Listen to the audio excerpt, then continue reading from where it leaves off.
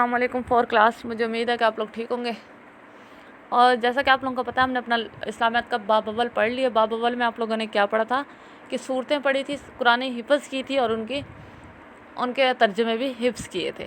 اب ہم لوگوں نے اپنا باب دوم سٹارٹ کیا۔ باب دوم سے آپ لوگوں نے ایمان اور اجزاء ایمان پڑھ لیے تھے، پیج 9 پہ تھے۔ Open your books page 10۔ Open your books page 10۔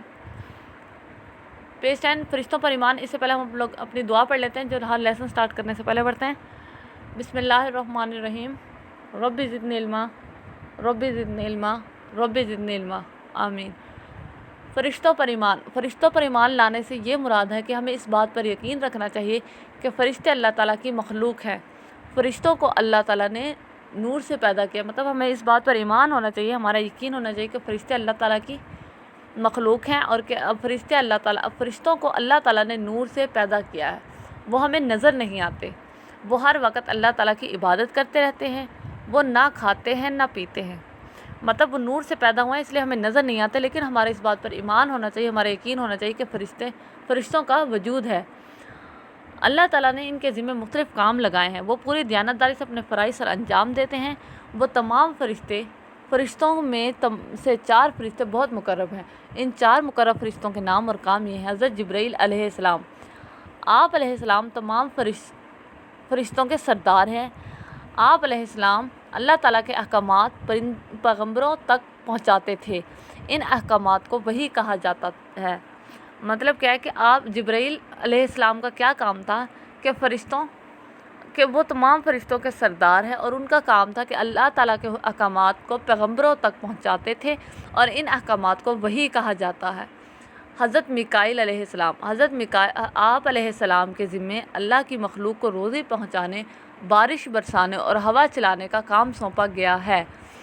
مطلب جو بھی بارش ہوتی ہے، آپ لوگوں کو کھانا ملتا ہے، رزق ملتا ہے، اور جو بارش برسائی جاتی ہے، ہوا چلائی جاتی ہے، کیا ہے کہ حضرت میکائیل علیہ السلام کا کام ہے یہ۔ حضرت عزرائیل علیہ السلام، آپ علیہ السلام اللہ جل جلالہ کے حکم سے ہر جاندار کی روح نکالتے ہیں۔ مطلب کسی کی ڈیتھ ہو جاتی ہے تو کیا کہ اس کی روح نکال لی جاتی ہے اس کے جسم سے، تو یہ کام کون کرتا ہے کہ حضرت عزرائیل علیہ السلام۔ حضرت عزرائیل علیہ السلام کیا کرتے ہیں کہ ہر جاندار کے جسم سے روح نکال لیتے ہیں۔ حضرت اسرافیل علیہ السلام، آپ علیہ السلام اللہ تعالیٰ کے حکم سے پہلے سور پھونکیں گے جس کی آواز سے زمین اور آسمان پھٹ جائیں گے، تمام جاندار مر جائیں گے۔ مطلب ایک ٹائم ایسا آئے گا کہ یہ سب میں سور پھونکیں گے کہ اس کے کیا ہوگا کہ زمین آسمان پھٹ جائیں گے، تمام جاندار مر جائیں گے، اس دنیا کا نظام ختم ہو جائے گا اور قیامت برپا ہوگی۔ پھر وہ کیا ہوگی کہ قیامت آ جائے گی۔ جب دوبارہ سور پھونکا جائے گا تو مردے اللہ تعالیٰ کے حکم سے دوبارہ زندہ ہوں گے۔ مطلب کیا ہے کہ پھر دوبارہ زندہ ہوں گے، اور حساب و کتاب کے لیے اللہ تعالیٰ کے سامنے حاضر ہوں گے۔ حساب اور کتاب ہوگا، مطلب ہم نے جو اعمال کیے ہوں گے اللہ تعالیٰ ان کا حساب لیں گے، ہم دنیا میں کیا کر کے آئے، اور یہ قیامت کا دن ہوگا۔